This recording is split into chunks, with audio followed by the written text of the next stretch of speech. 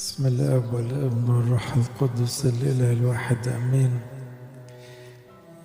واحنا بنتكلم عن ربط المحبه، ازاي ربنا بيشد ولاده بطرق مختلفه، ازاي ربنا بيشدنا وقت الحزن. في آية قالها أرميا بنصلي بيها يوم الجمعة الكبيرة، مراسي أرميا إصحاح 3: من مفرج عني الحزن. أي حد بيبقى عنده حزن شديد أو يعرف حد عنده حزن شديد وما أكثر، بيبقى عاوز حد يشيل عنه الشيلة دي، يسنده ويساعده، وما بيلاقيش غالبا، وبيبقى عاوز ربنا هو اللي يشيلها. وربنا يسوع بتجسده جاز الآلام وقال نفسي حزينة جدا، وقال أحزاننا حملها، وقيل عنه مختبر الحزن، وقيل عنه في كل ضيقهم تضايق. الحقيقة هذا السؤال ملوش إجابة غير المسيح. النهاردة العالم بيحاول يقاوم موجة الدبريشن اللي دخل عليه. أنا في اعتقادي الدبريشن أصبح وباء، يعني بانديميك داخل كده على العالم بشكل مش سهل، وكتير عندهم ماسك الدبريشن، يعني مش متشخصين، بس جوه في تقل على القلب كده مخليه مش عارف يمشي. والحقيقة مرة سألت أستاذ طب نفسي، قال لي في 38 نوع للدبريشن، ونادرا ما بيتشخصوا في مصر. فتلاقي الناس عايشة مكتئبة وحزينة ومش عارفة تطلع من الحالة دي. احنا مش هنتكلم طب ولا هنتكلم طرق نفسية، لا، احنا عاوزين نرجع تاني للي استلمناه من أبائنا. ازاي الواحد يغلب حرب الحزن الرديء، ازاي لما يتحارب بضغط نفسي شديد او حزن احيانا بلا سبب، لان مش دايما الكآبة مسببة على فكرة، ساعات تبقى تراكمات، ساعات تبقى هزة داخلية، وساعات تبقى استعداد داخلي، ساعات إحساسات معينة تتراكم زي الوحدة، زي الإحباط، زي إحساس ذنب، زي صغر نفس، كل ده مع بعض تلاقيه كسر حاجة كده في القلب فدخله في الحزن. بيقولها أرميا، لا ده كان جوه نص أرميا، أخطيت مش في المراسي، بس في حاجة شبهها في مراسي 3: من مفرج عني الحزن، قلبي في سقيم. My heart is faint in me. هو ده صوت استغاثة بنت شعبي من أرض بعيدة، لعل الرب ليس في صهيون أو ملكها ليس فيها. في لما الواحد يتحارب، هو ربنا خلاص سابني؟ هو ربنا زعل من شعبه؟ هو خلاص مفيش فايدة؟ فهنا في إحساس كده باليأس، وبيحاول يحايل نفسه. Isn't the Lord in Zion? Isn't her king in her؟ يعني هو لسه مش ملكها مسؤول عنها برضو ولا ايه؟ طب امال ليه النفس عاملة كده؟ إذا كان الروح المعزي جوه وده ملك النفس، طب ليه النفس حزينة وجواها الروح المعزي؟ فهنا كأنه بيتساءل، هي ليه الكآبة عمت كده؟ ليه الحزن طغى؟ أو ملكها ليس فيها. لماذا أغاظوني بمنحوتات بأباطيل غريبة؟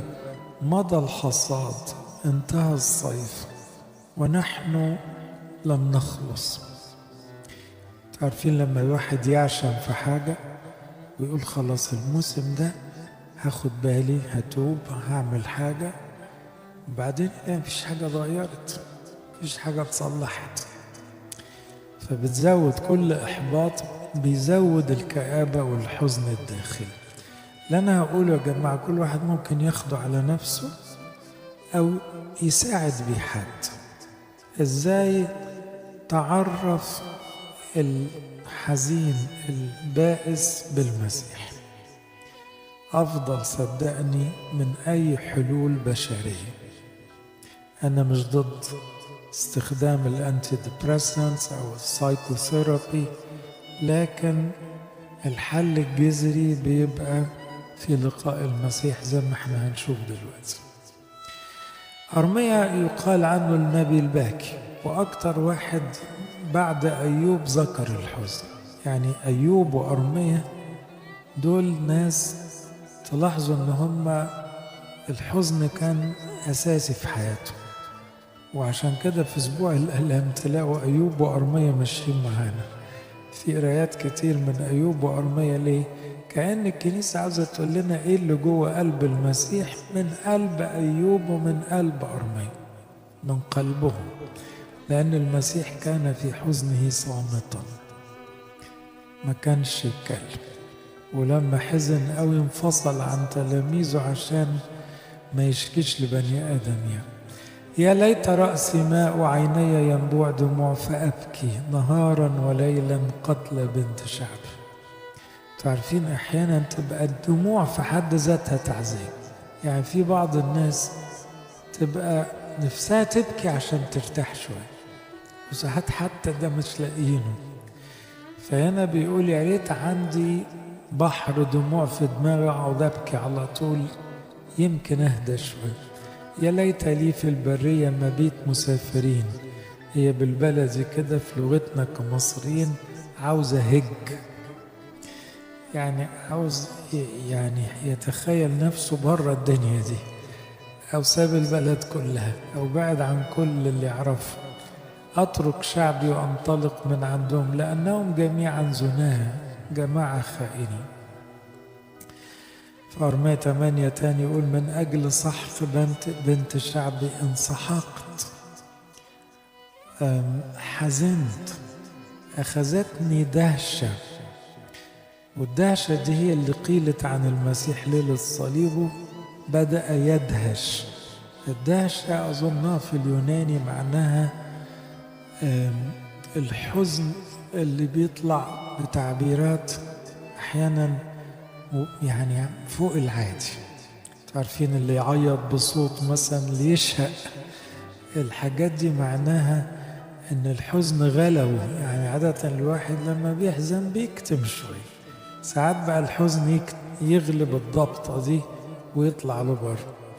ويقول أليس بلسان في جلعاد؟ بلسان ده كان بيستخدمه للعلاج. أليس هناك طبيب؟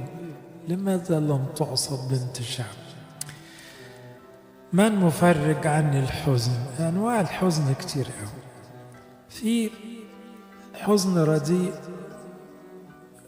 زي الخسارة، زي الظلم، زي الندم. يعني في نوع من الحزن بيسموه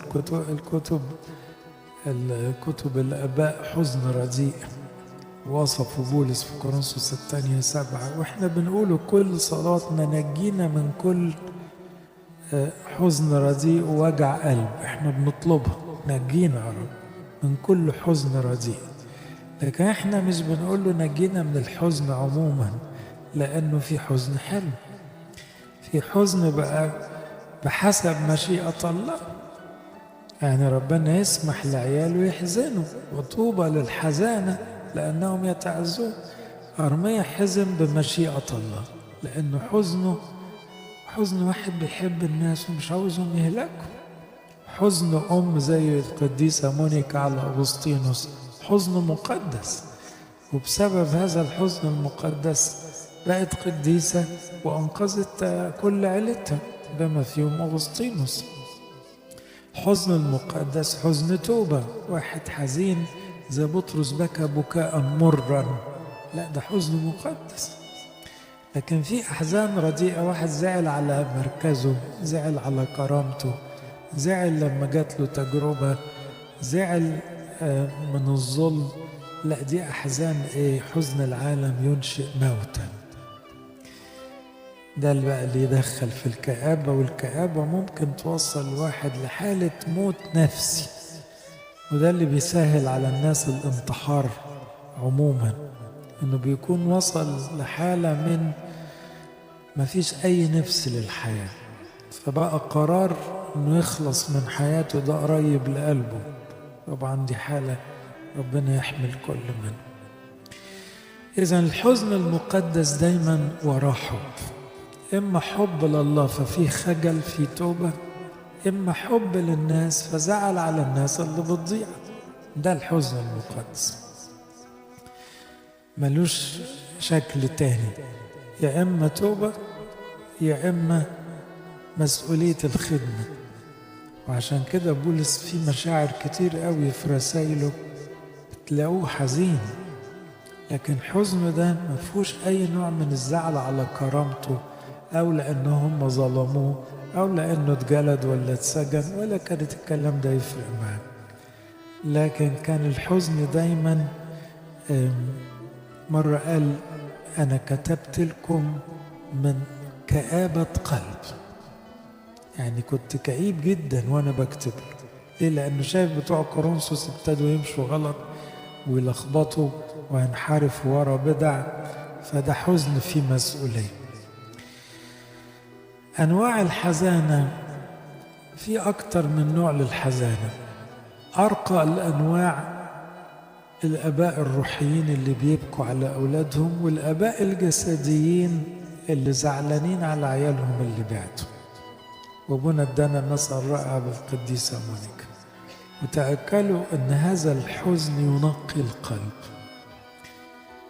يعني مرة قابلت قالت لي بقالي 20 سنة كل ليلة ساعة ساعتين أبكي قدام ربنا أقول له العيال الاتنين بعدوا عنك. فقلت لها ربنا يسمع منك. فلقيتها ابتسمت كده وقالت لي بس أقول لك حاجة، ما بقاش ليا أي نوع من الشهوات في الدنيا، وبقى ربنا شغلني 24 ساعة. واكتشفت أن الحزن على عيالي الممزوج بالصلاة خلاني بحب ربنا جدا وشايفاه طول الوقت وبكلمه طول الوقت، رغم قسوة الشعور ده. إنما جاب لي اللي بيقولوا عنه يعاينون الله، طوبى لأنقياء القلب يعاينون الله. تاني نوع من الحزن الإخوة على أخواتهم، برضو يعني ما هو ده حزن في محبة. يعني حزن ثالث الإنسان الروحي على نفسه، أما الواحد يبقى حزين على نفسه لأنه دخل في حالة فتور، لأنه بعد عن ربنا، لأنه ما بقاش بيخدم زي الأول، لأنه وقع وحشة، لأنه حاسس أنه مش قريب زي الأول، ده حزن مقدس. ونوع تاني بقى من الحزانة الوحشين بقى الطماعين عموما، اللي عاوزين كرامة أكتر حزانة، واللي عاوزين فلوس أكتر حزانة، واللي عاوزين شهوات أكتر حزانة. ودول أغلب البشر never satisfied. وعشان كده الدبريشن ماشي في العالم. ليه؟ عشان النوع الرابع ده الناس كلها طماعة، عاوزة أكتر، عاوزة أكتر. ده سراب، يعني يفضلوا يجروا ما بياخدوش حاجة، آبار مشققة لا تضبط ماء، فما بيلاقوش سعادة ولا فرح. اللي بيزود الحزن عموما التوقعات والإحباطات، لما بيقول مضى الحصاد انتهى الصيف ونحن لم نخلص. لما الواحد يعشم انه الشهر ده هيجيله الورق مثلا، وبعدين ظروفكم الحلوة في البلد دي اللي ايه موضوع الورق ده اتلخبط خالص.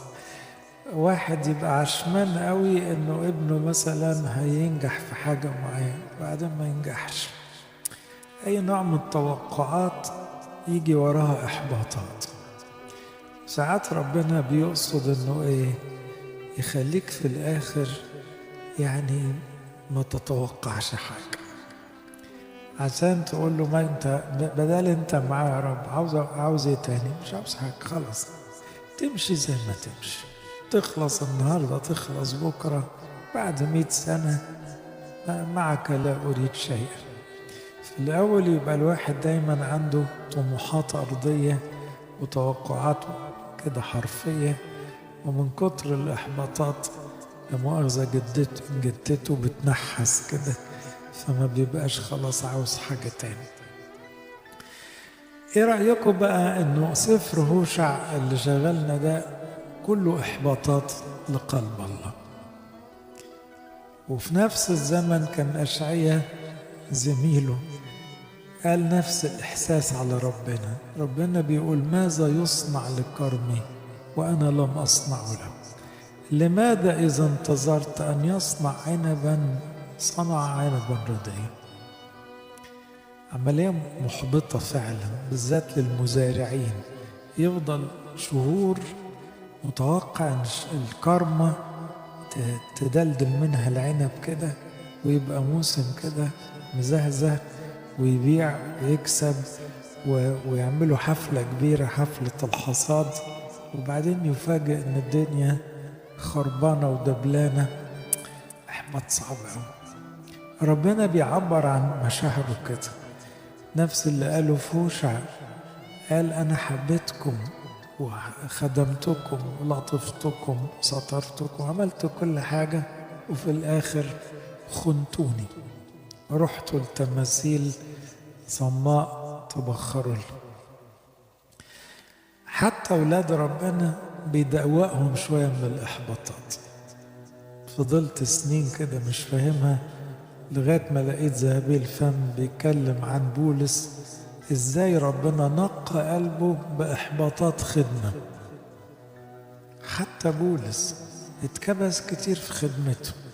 طب ده بولس ده شعلة نار وبيحب المسيح فعلا، وساب كتير قوي ومش فارق معاه حاجة، لكن ده خد يعني قد ما خد. مرة قال لهم كان ينبغي أن أمدح منكم إذ لم أنقص شيئا عن باقي الرسل، عن فائق الرسل، وإن كنت لست شيئا. بدل ما تمدحوني كأب تعبت معاكم خدمتكم عرفتكم المسيح، بقيت أنا دلوقتي حرامي الكنيسة، وبقيت أنا المهرطق، وبقيت أنا المضلل كمضلين ونحن دائما صادقون. كان صعبان عليه، ومع كده ربنا كان بيدوقه من الكاس. قال له بولس هو أنا يعني اتكبس من الناس وانت حبيبي ما تتكبسش من الناس؟ إذا كنت أنا حبيت البشرية كلها والبشرية ظلموني وصلبوني، أنت بني آدم وغلطت كتير، تعشم فيهم يكبسوك عادي، دوق شوية من اللي أنا دقته. عشان كده قال أنا حامل في جسدي جراحات الرب يسوع، أو أكمل في جسدي نقائص شدائد المسيح اللي في جسده. ساعات التوقعات من النفس هي اللي بتعمل الإحباط الزيادة. يعني مرة جالي كاهن كده نقي حقيقة، تقي كده، يقعد يحكي معايا، فبيقول لي أنا محبط قوي. قلت له خدمة ولا بيت؟ قال لي لا صدق، الخدمة مليانة نعمة والبيت مليان بركة، أنا محبط من نفسي. الإحباط أحيانا يبقى من النفس، إن الواحد حاطط لنفسه توقعات بعد اللي بيسمعوا عن قديسين وعن شهداء وعن نفسي أصلي أكتر، نفسي أقرب من ربنا أكتر، نفسي أصوم أحسن، نفسي قلبي يبقى حلو قوي كده، نفسي. احنا عمالين نسمع وعمالين نقول وبعدين الواحد يتكبس في نفسه، يحبط في نفسه. ليه؟ كلما أريد أن أفعل الحسنى أجد الشر حاضرا عندي. حاجة تغيظ. كل ما أنا أمشي كويس ألاقي نفسي خبت تاني ورجعت من الأول تاني. توقعات ساعات تبقى في الظروف أو الناس أو حتى في ربنا ويجي معاها إحباطات. ومن أصعب الجروح أو الإحباطات من الأحباء، اللي جرح في بيت أحبائه، ودي لازم تعدي مع الأتقياء. ربنا عشان يفطمنا من العالم لازم يسيبنا نتجرح من أقرب الناس. هو حصل معاك كده، يهوذا خانه، تلاميذ شكوا فيه. ربنا بيعدي على أولاده المقربين، لأن دي طعمها مر قوي، إن الواحد يتجرح من ناس بيحبهم قوي وخدمهم قوي وقريبين لقلبه قوي، يقول له معلش دي شفطة من الكاس، لكن انت ما تقدرش على الكاس كله. انا هكلمكم بقى فاضل في 10 دقايق. من مفرج عن الحزن؟ مفيش حد يقدر يخلع الحزن الرديء او الحزن عموما الا ربنا يسوع، الذي قيل عنه مختبر الحزن. وهكلم عن كذا مرحلة في حياة ربنا يسوع، وده الحقيقة بناء عن اختبارات ناس. مرة جالي واحد قال لي أنا أكتر الأعياد بفرح بيها، تستغرب، عيد التجلي. قلت له التجلي ده؟ التجلي ده عادة بيجي في نص الأسبوع والناس مش بتصلي القداس ومش مركزة. قال لي التجلي ده أكتر يوم معزي ليا في السنة. قلت له طب قول لي.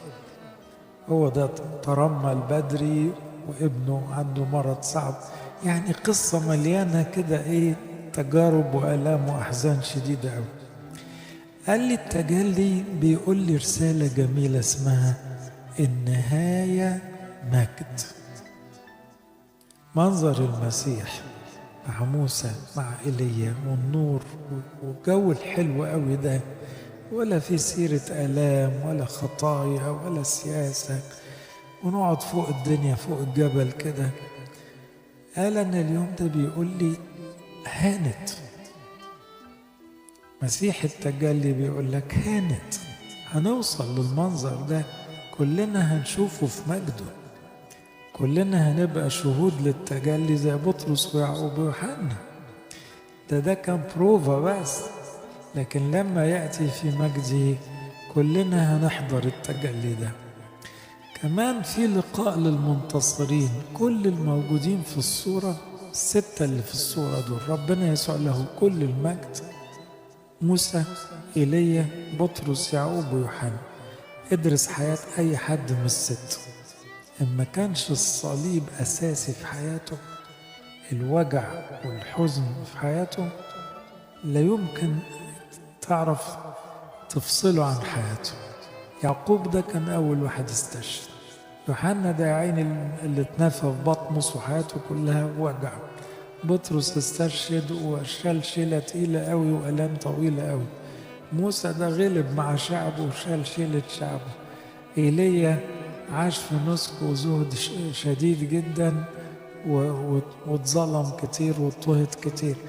إذن واضح إنه المنتصرين لابد أن يكونوا يوما متألمين. المنتصرين ما ينفعش يكونوا معداش عليهم حزن. انتوا عارفين انه موسى قال له يا رب خدني، وإيليا مرة قال له يا رب خدني. اللي مذاكر حياة الناس دول، موسى قال له كده، قال له بص هو يعني خدني وريحني، الشيلة تقيلة عليا. وإيليا مرة قال له كده، قال له بقيت أنا وحدي فخذ نفسي. طب دول عظماء، لكن دخلوا في حزن شديد ثم التقوا بالمسيح في التجلي. التجلي كمان بيفكرنا بحاجة اسمها سهرة فيها تعزية. عشان كده الكنيسة تحب السهر، سهرات كياك وفي البصخات وليلة أبو غلمسيس. السهرات دي معناها ايه؟ ما نسهر عشان السما تنور ونقابل المنتصرين دول. كمان في اليوم ده بطرس ويعقوب ويوحنا دهشوا من المنظر فنسيوا نفسه. الناس دول لسه في الجسد وعاوزين يناموا وعاوزين ياكلوا، لكن بطرس عبر تعبير جميل قوي وقال جيد يا رب أن نكون ها هنا. يعني إيه؟ بلاش ننزل العالم، مش مهم ناكل تاني، مش مهم نريح، خلينا كده. خلينا كده معناها في لحظات الحزن لو قربت من مسيح التجلي انت هتتعزى تعزية تفوق الألم، تطلعك من وجعك. يبقى مسيح التجلي بيصغر علينا وجعنا، بيهون علينا ألمنا. ده أول منظر كده تحطه قدام المتألمين. وجربوا مرة تعملوا كده، مثلا تجيبوا صور أو أيقونات صغيرة للتجلي وتدوها لشخص يكون مريض في حالة صعبة أو فقد حد، وتشرحوا الأيقونة، تشرحوا الصورة. وأغلب الكنائس القديمة كان دايما فيها أيقونة التجلي، لأن أيقونة التجلي هي أيقونة المجيء الثاني. تلاحظوا أغلب كنائسنا ما فيهاش أيقونة للمجيء الثاني، لأنه محدش عارف يتخيله. مش كده؟ حد فيكم شاف أيقونة يعني كاملة عن المجيء الثاني؟ أنا ما شفتش، لأن يجي على السحاب والناس كلها تطير وتقابله، المنظر صعب في التخيل. إنما أيقونة المجد في يوم القيامة ممثلة في يوم التجلي، وبالتالي اللي يصبر أي حد على حزنه ووجعه مسيح التجلي. تاني واحد مسيح جسيماني، وده من أقوى التعزيات. ربنا يسوع عبر عن أحزانه بكل التعبيرات البشرية الراقية الدقيقة الأمينة الصادقة. قال ابتدأ يدهش ويكتئب deeply distressed، فقال لهم نفسي حزينة جدا حتى الموت. وحتى الموت يعني كأن الموت أهون من الحزن، كأنها كده. خليكوا جنبي اسهروا. تقدم خر على الأرض وابتدى يصلي أن تعبر عنه هذه الساعة. ده مرقس. لما نروح للوقا نلاقيه بيقولها بطريقة تانية، كان في جهاد كان يصلي بأشد لجاجة، صرع عرق وقطرات دم نازل على الأرض، وقام من الصلاة وجدهم نياما من الحزن. يعني حزن المسيح طغى عليهم بس هم ناموا. وده بيورينا شكلين من التعامل مع الحزن. اوعى تنام وانت حزين، اوعى، لأن النوم وانت حزين هيجيلك كابوس أو أنت بتزود المشكلة. اسهر مع المسيح، طلعها دموع، طلعها عرق، طلعها مطنيات، طلعها صراخات، بس ما تنامش. لأنك لو نمت وانت حزين تبقى اتغلبت. ده اللي حصل مع التلاميذ، عشان كده كلهم شكوا ومنهم اللي أنكر. لكن رب المجد يسوع طبعا غلب الحزن من الناحية البشرية كأنه بالصلاة. هنا لما تتألم بدرجة عالية نفسيا بالذات، حاول تعمل زي ربنا يسوع، ابعد عن الناس عشان ما تتعبش الناس قوي. من محبة المسيح لتلاميذه مرضاش يوجع قلبه، فانفصل عنهم نحو رمية حجر عشان لما يبكي ما يتأثروش زيادة. كمان الصلاة.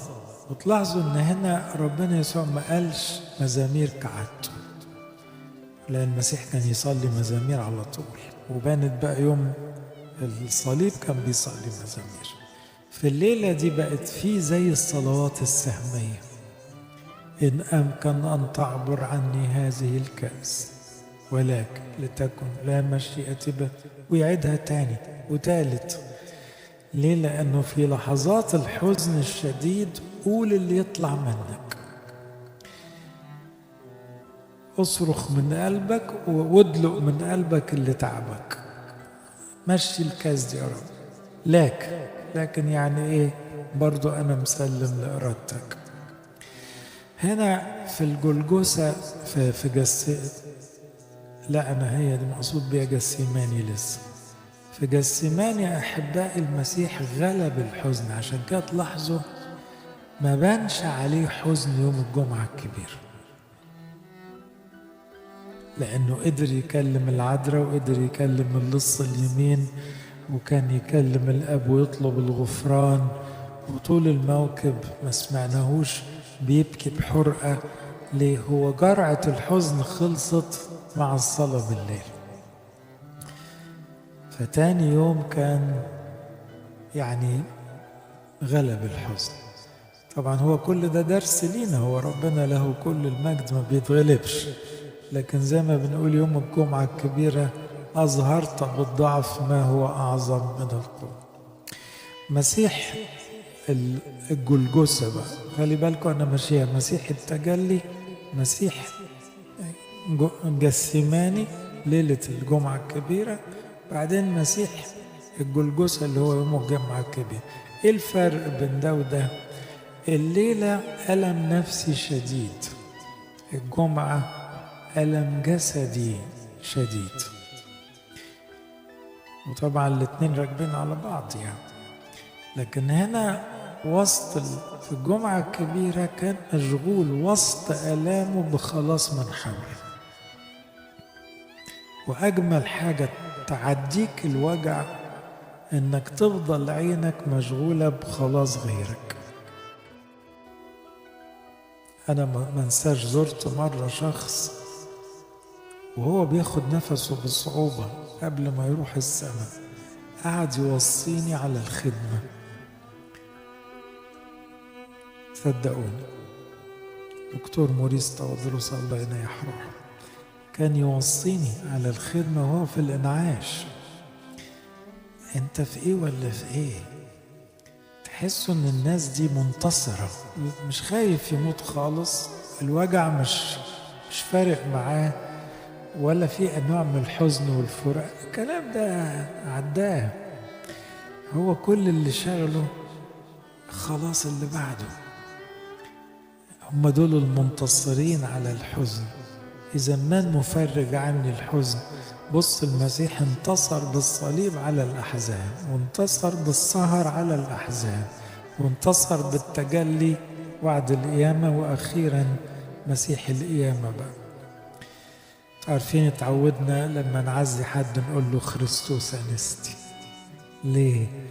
عشان نقول له القيامة هي الحل، هنقوم يبقى الحزن هيخلص وأسباب الحزن هتخلص، كل أشكال وأنواع الحزن تنتهي، وكل مداخله كمان تنتهي، طالما في حياة أخرى ليس فيها حزن ولا تنهد ولا بكاء ولا دموع، يبقى النهاية دايما خير. والأبدية هي حل الحزن النهائي، الحل النهائي الجذري للحزن مش في الدنيا دي. يعني مهما تعبنا بناخد نفسنا بالصلاة بالخدمة بالتوبة، وبعدين ندخل على الجولة اللي بعدها، جولة حزن أخرى، جولة تجربة أخرى. طب إمتى ينتهي الحزن؟ مش هنا، لما نخلع الجسد، ساعتها بقى إيه؟ فرح لا ينطق به ومجيد، أو تعبير أشعياء فرح أبدي على رؤوسهم. يهرب الحزن والتنهد، مفيش حاجة اسمها حزن وتنهد بعد كده. بولس وهو بيودع تيموثاوس قبل استشهاده بشهور كان عارف انه هيروح السماء، فقال جملة عمره ما قالها قبل كده، أو معنى جديد ما تقالش في 14 رسالة. قال له تيموثاوس يا ابني اذكر يسوع المسيح المقام من الأموات، ركز على مسيح القيامة. ليه؟ لأنه هيسمع خبر أبوه وخلاص عارف أنه هيستشهد، فقال له ركز على مسيح القيامة، الذي أنا فيه أحتمل المشقات حتى القيود كمذنب، لكن كلمة الله لا تقيد. أنا أصبر على كل شيء لأجل المختارين لكي يحصلهم أيضا على الخلاص الذي في المسيح يسوع مع مجد أبدي. من مفرج عني الحزن مختبر الحزن. عاوز حد يشيل عنك وجع قلبك، شوف اللي اتوجع في قلبه أكتر من أي حد في التاريخ وله قدرة على الشفاء، هو ربنا يسوع نفسه. وأجمل حاجة إنك تشكي ربنا. أنا فاكر في 40 يوم بتوعي وأنا اترسمت كاهن، جالي كاهن كبير كده قال لي إياك تشكي لحد، ما تشكيش غير للمذبح. إحنا كهنة ما يصحش نشكي لبني آدم، إحنا نشكي للمذبح بس. خلاص بنعرف نمسك المسيح بإيدينا نشكي، غير كده ما نشكيش. طبعا ده مش إحنا بس، إحنا وإنتوا كلنا بنتناول يعني. الروح القدس المعزي هو اللي بيعزي، وعشان كده بنقول له الملك السماوي المعزي، بنكلم حد ساكن جوه. الملك السماوي المعزي حل فينا، طهرنا من الحزن الرديء، اغلب بينا المشاعر اللي احنا مش عارفين نطلع منها. اعمل معجزة. مش الدبريشن ده مرض؟ طب وماله لما نطلب معجزة شفاء من مرض اسمه الحزن الرديء؟ ممكن. ما هو إلهنا إله معجزات، ما لا يعصر عليه أمر. فأحيانا توصل اعمل جوايا معجزة مش حدش هيحس بيها غير أنا وأنت يا رب، إنك تخلع من قلبي مشاعر أنا مش عارف أخلعها. كمان اللي يشبه المسيح يساعدك تطلع من حزنك، اللي يشبهه. عشان كده كل ما نبقى شبه المسيح كخدام وكهنة نقدر نساعد الناس تخلع الحزن من قلبها. لإلهنا كل مجد وكرامة.